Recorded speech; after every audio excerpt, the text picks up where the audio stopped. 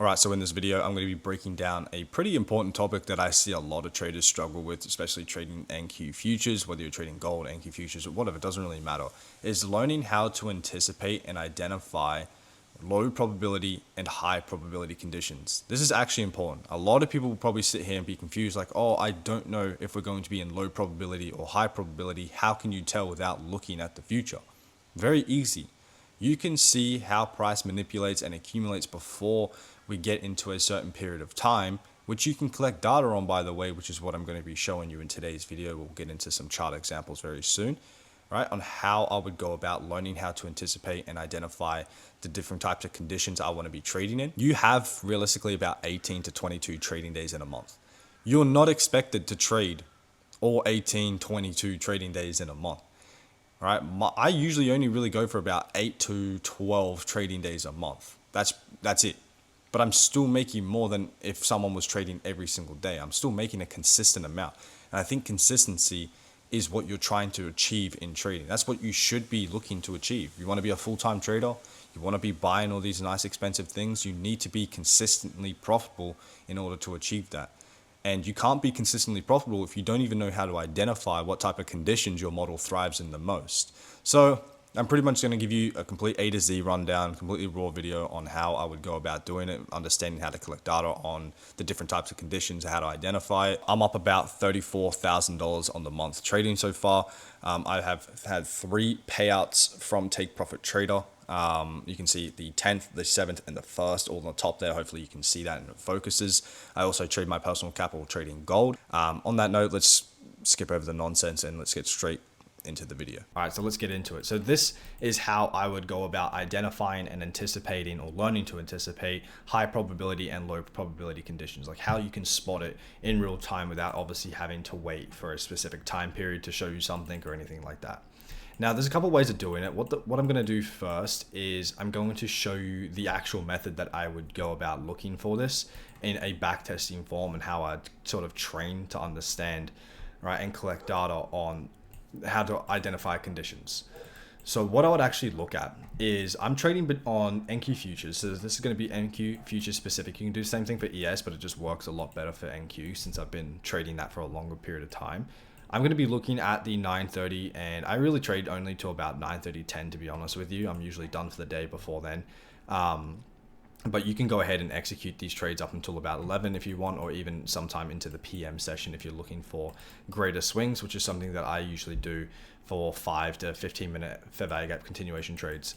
Is I'll kind of look for deliveries off like 15-minute fair value gaps, for an example, like down here. All right, we'll go once we hit that 15-minute gap, I'll scale down, look for setups of my model, of course. So for an example, that would be a great time to start looking for trend continuations. Now, this was due to a big tariff dump on Friday, so that's why this is like over 1,000-point drop, you know, pretty much in a very, very little time frame or time period. But what I'm going to be focusing on is obviously the trades that we were able to catch. This was a great trading week overall, and I'm going to go ahead how we can basically identify. I traded 3 days out of the 5, and we can actually identify how to spot the good and low probability conditions based on one specific candle.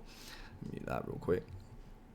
All right, so what we're going to be looking at is if you're going into a back testing period, all right, you're on a back testing platform, FX Replay or anything else that you use, all right, what I would do and how I go about actually looking how to identify real time. This exercise is going to help. Obviously, it's cheating right now in back testing. You're never going to be able to simulate a live experience exactly on a backtesting platform. So the way that I collect data is based on probabilities, right, and percentages of things that I collect. I never actually simulate a whole trading day because that's just not going to be, you know, the same as a live trading day. You know what I mean? Like when you're backtesting it, it's not going to be the same because psychological emotions, you know, you collect data on hindsight entries, you might experience a bit of slippage and that might throw you off. You might miss your take profit by like a point or something like that because of slippage. So I do everything based on probabilities and percentages. So what I'm looking at here, okay, is I'm going to actually go into the 15-minute time frame right here. And I'm going to spawn out this first 9:30 candle. And what I'm going to do is I'm actually going to measure the range right here.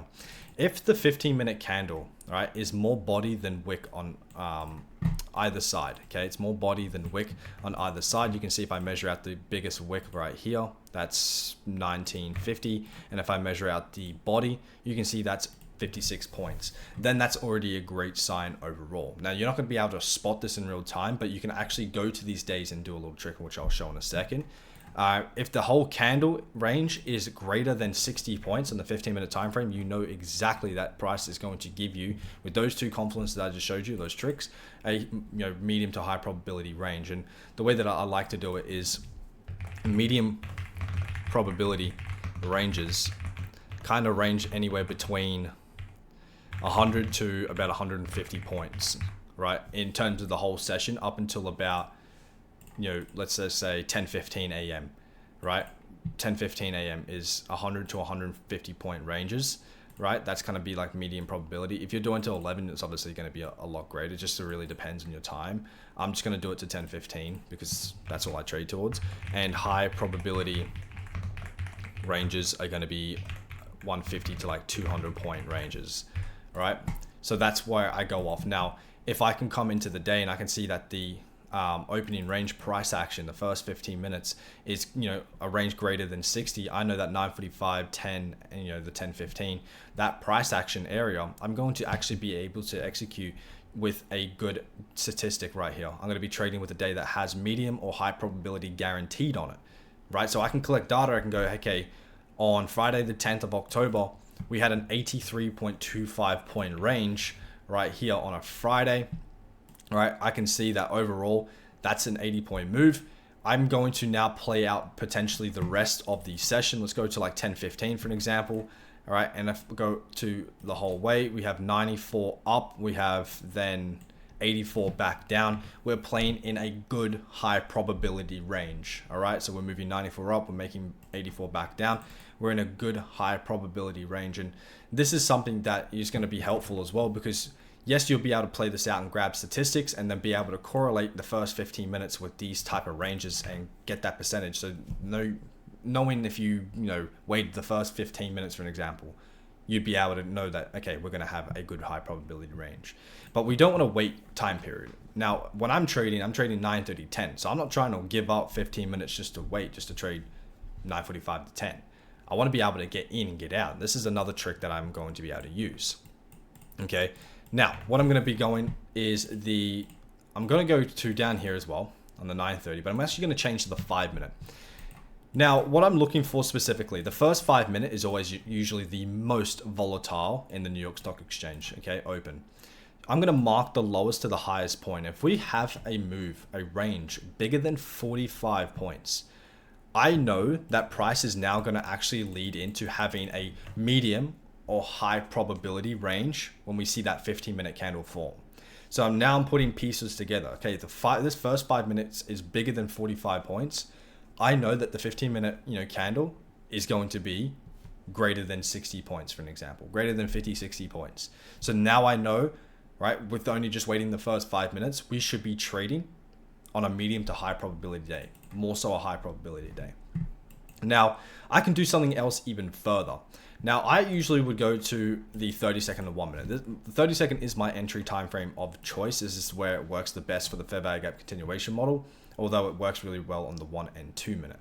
Now, if I was to actually go ahead and look at price overall in the first 5 minutes, this is exactly what I want to see.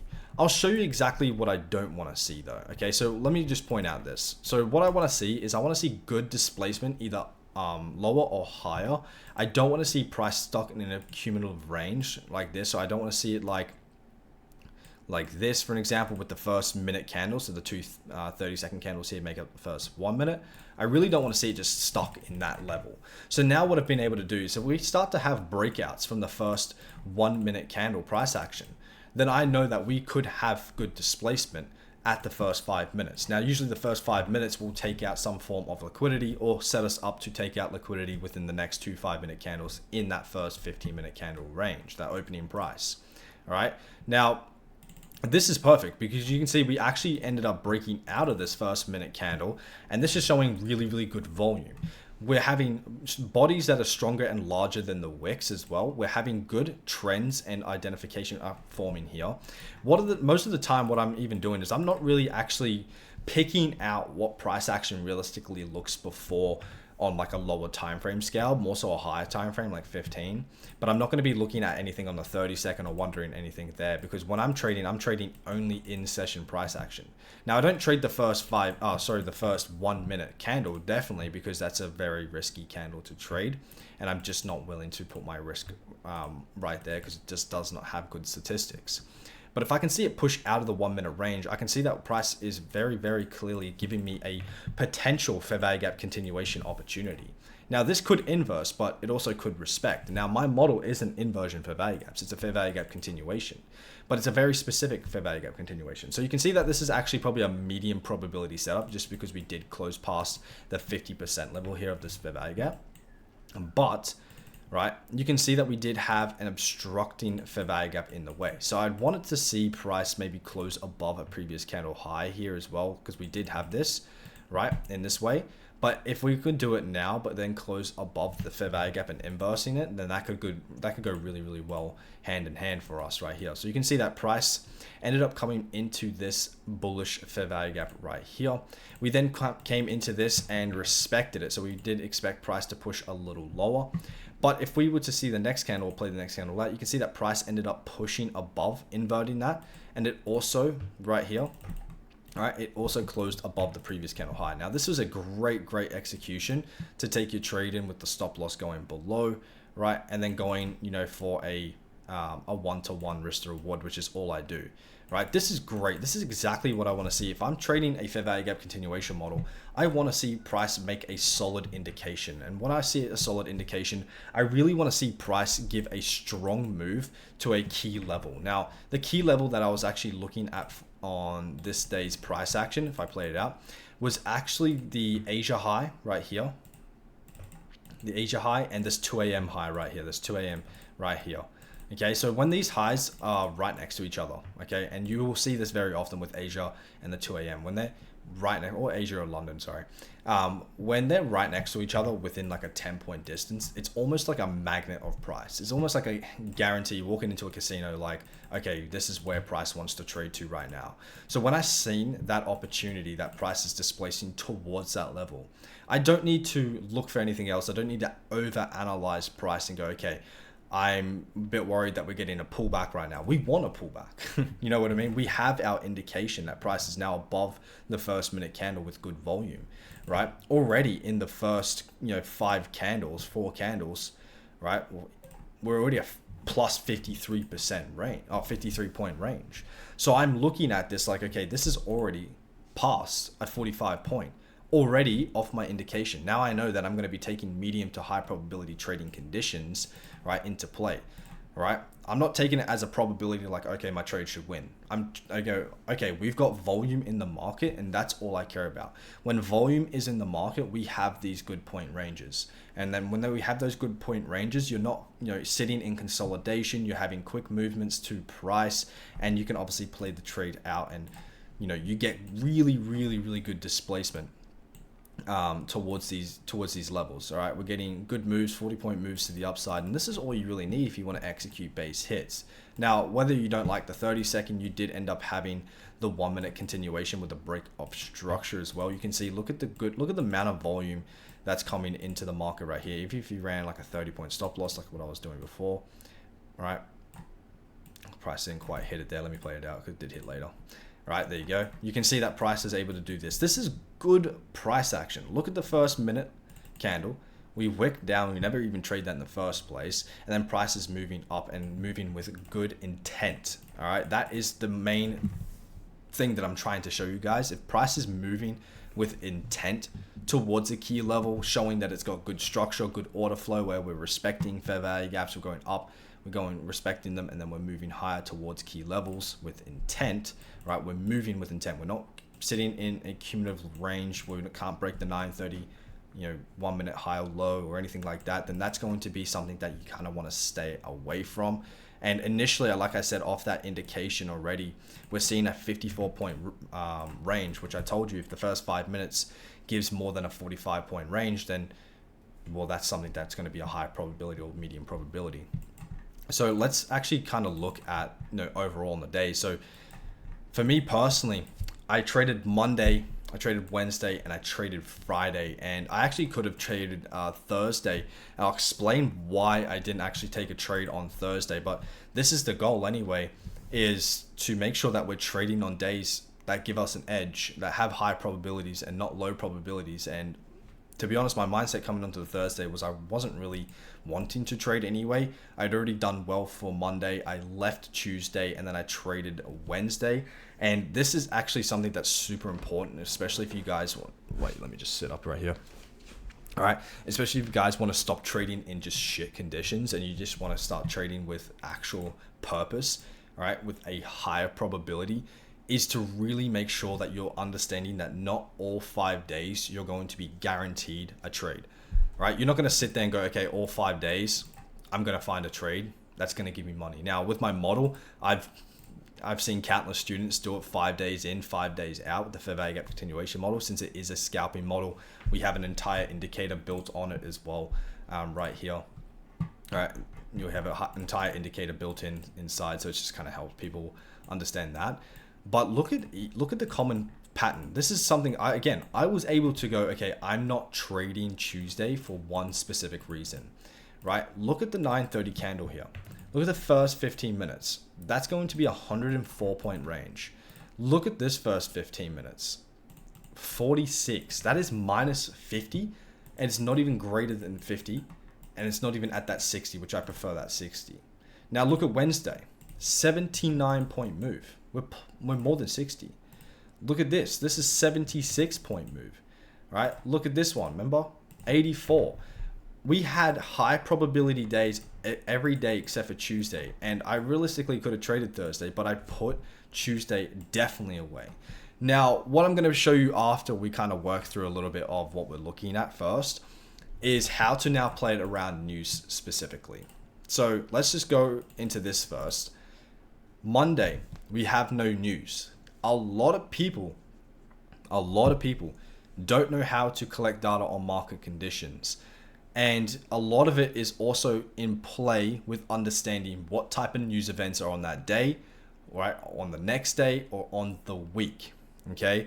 What I'm talking about is on the weeks of NFP, FOMC, and CPI. They are three major news events in the market, okay? So let me write this out. NFP is typically going to be week 1. Then you have CPI, which is either week 2, week 3, right? And then you have FOMC, which is week 2 or 3, okay? Either or, whatever comes first. Okay, with the whole US government shutdown, it's been a little bit weird. FOMC's come out first, CPI is going to be next, and then NFPs this is continuously getting pushed back. But when you have these are three major news events. They all happen on different weeks though, right?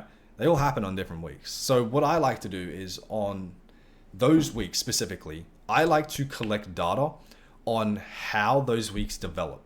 If I know NFP is always on a Friday, okay? I always know NFP is on a Friday. I'm looking at statistically what days of the week have the better probability. Now, a couple news events that you'll see straight off the bat is ISM manufacturing and ISM services matched with, ADP non-farm, which is on a Wednesday, and then the real non-farm release payroll, which is the more volatile, on a Friday. Those are the events that you would see on that week.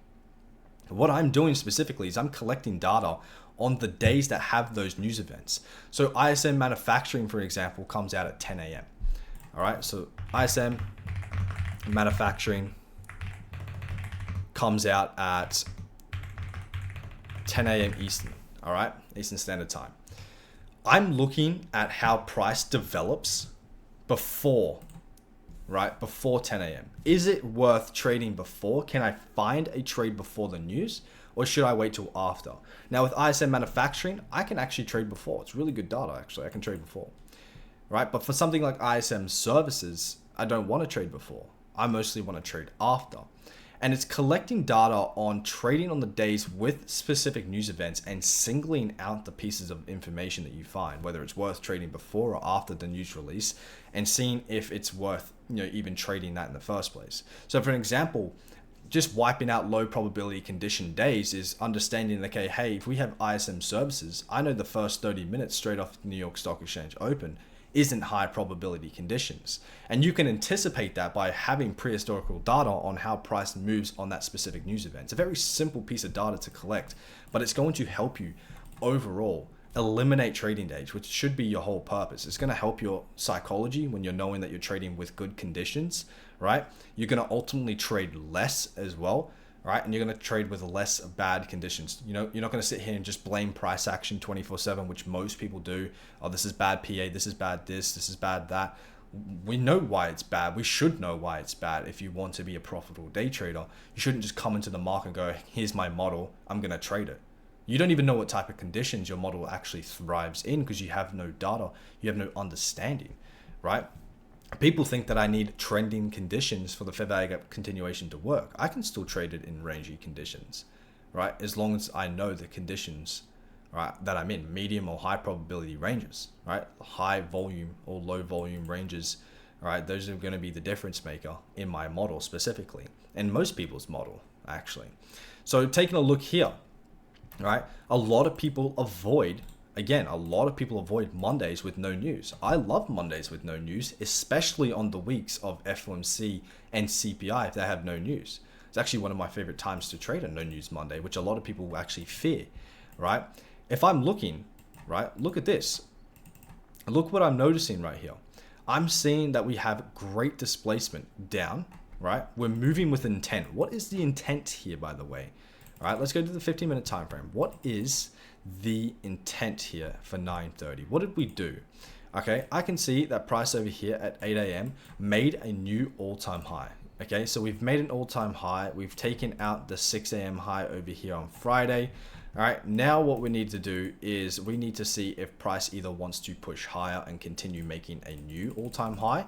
We're simply reacting to price, or we need to see if price wants to come lower, right, and grab some sell side liquidity and then feed a move later to come back up to the upside, right? And all you do is you base it off how price reacts in the first couple minutes of the open, right? So initially what we're seeing is price is respecting this bullish 15-minute fair value gap. Now, something that I don't like taking is when we have a 15-minute fair value gap that is getting disrespected by the first, like about the 50% on the higher time frame. It's usually a good signal that price isn't going to be a strong delivery. Okay, now if I'm looking right here, we did inverse. We should be bullish based on an inversion, but I don't look and don't care for necessarily for higher time frame inversion so much. I simply base it on reactions. And what am I looking for specifically? I can see that there's a pair of 15-minute equal lows right there, all right, as well as an unfilled 15-minute fair value gap, another unfilled 15-minute fair value gap, and a very, very clear, blatant, obvious swing low there. So we have a blatant swing low here that is equal lows, 15-minute unfilled fair value gap, and another blatant swing low. Okay, if I'm looking at price, I'm watching how it's reacting off open. Remember, I want to see intent, I want to see volume. So far, the intent is that we have swept the high that is right there, pre-market, okay? We've swept that. So this put the 1-minute candle high all the way up here and the 1-minute candle low down here so far. The 1-minute candle low then moves to here. Okay, remember, we still have those key levels down below. We do have key levels higher. We do have what we would like to call, obviously, the all-time high, right? Now, if I'm looking at price, I'm seeing a potential for a high probability fair value gap continuation trade. Why do I think there's a high probability continuation trade? Because if price was to respect this fair value gap and give my signal, I can see that we're going to move with intent. The 9:30 candle low is already a great draw on liquidity for myself, because like I said, we either break it out or reverse from it. And then when they're left, they're usually really, really good targets. Plus we have, pretty good draws to the downside. So when I'm taking my scalping moves to the, on the market, I'm looking at this, bang, we respecting this 50% level as well. We wicked into it. Yes, we did have a body closure, but we respected the 50%, didn't close above it. We moved with intent of the first 9:30 candle. All right, and now right here, 931.30, we're getting a perfect fair value gap continuation with no FEG to the downside. Now, I don't have to worry about targeting like this and having stupid risk to reward. My mechanical, my mechanical model is already going to provide me enough, details on what I should be taking anyway, right? Which is always going to be stop loss above the highest point, which is either the swing point and the gap. If you haven't watched my last video, go watch it. It's really, really helpful. And you can see I can go for 2020 mechanically, and it's just going to provide me that 1-to-1 that I need anyway. All right, if you want to target liquidity, you absolutely can do that. This is much easier to go for draws like this for 30 points, right? Or trade down towards more key levels, but you will have to make sure that you're not preemptively moving your stop loss break even too soon. You're taking partials and controlling the stop loss. If you do move break even too soon, you probably won't be able to grab 64 points, right? You definitely probably get 30 points straight since it was a straight drop, but this is what I'm talking about. Price is moving with intent. We're not consolidating at all, and we're really, really, really doing well. Again, we wanted to go higher towards that all-time high, which is sitting over here.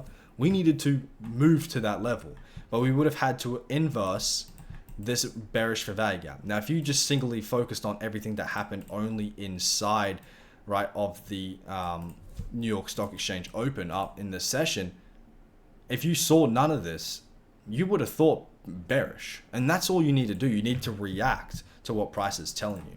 So let's go have a look at a low probability condition now. You can go ahead and backtest this week as well if you want to. Let's go ahead and look at Tuesday. So why did I stay away from Tuesday specifically? So we knew Monday was the no news the week of FOMC. So statistically, I am able to collect data on those days easily, and they have a very, very high success rate for myself and my fair value gap continuation model.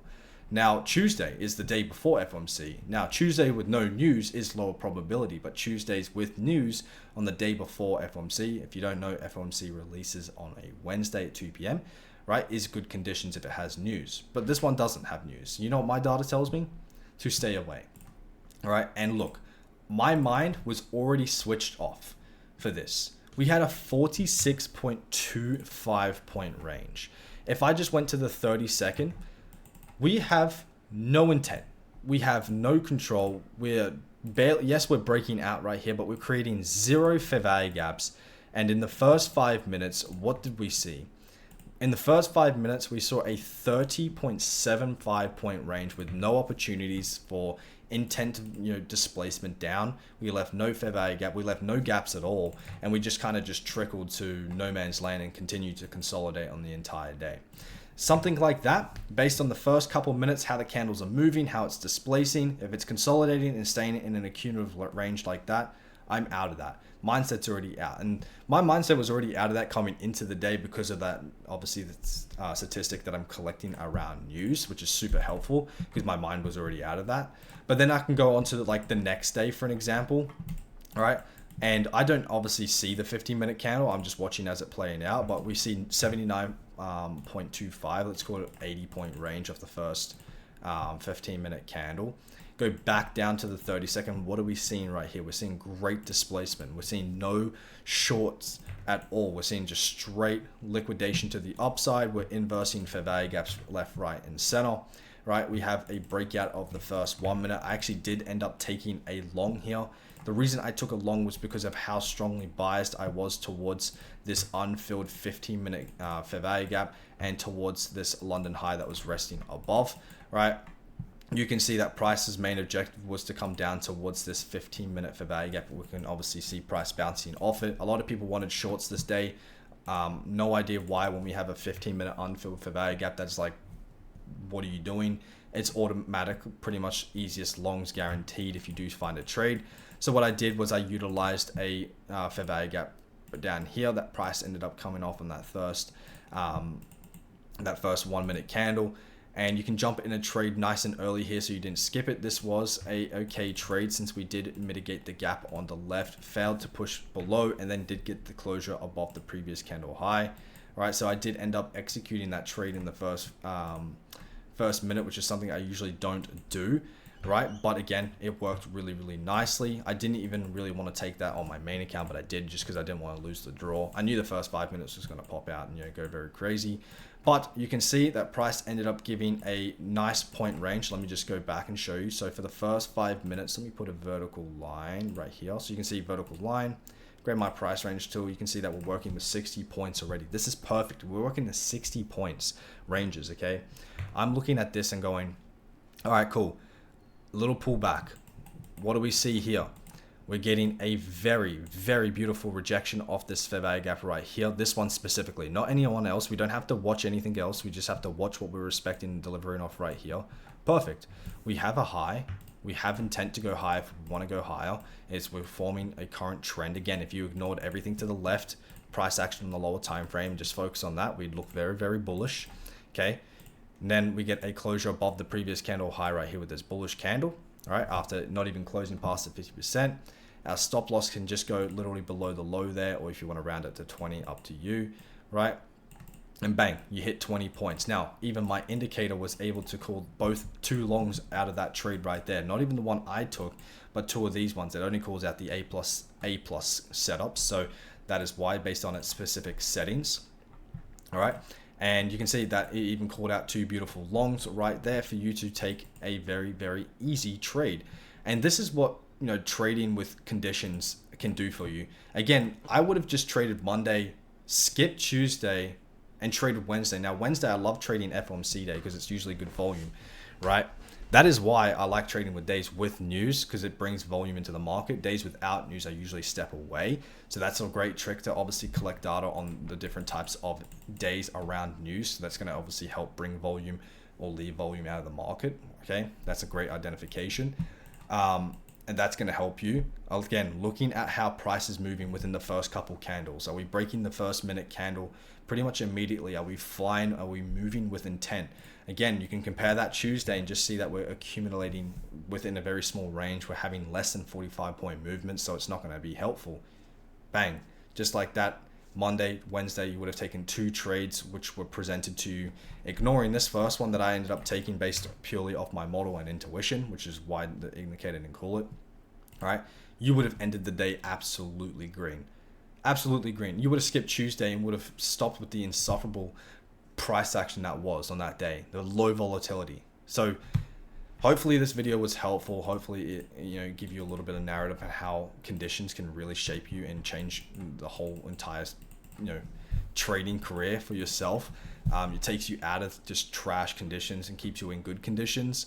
It's super helpful if you want to have a high win rate. I'm averaging right now about a 91% win rate in October.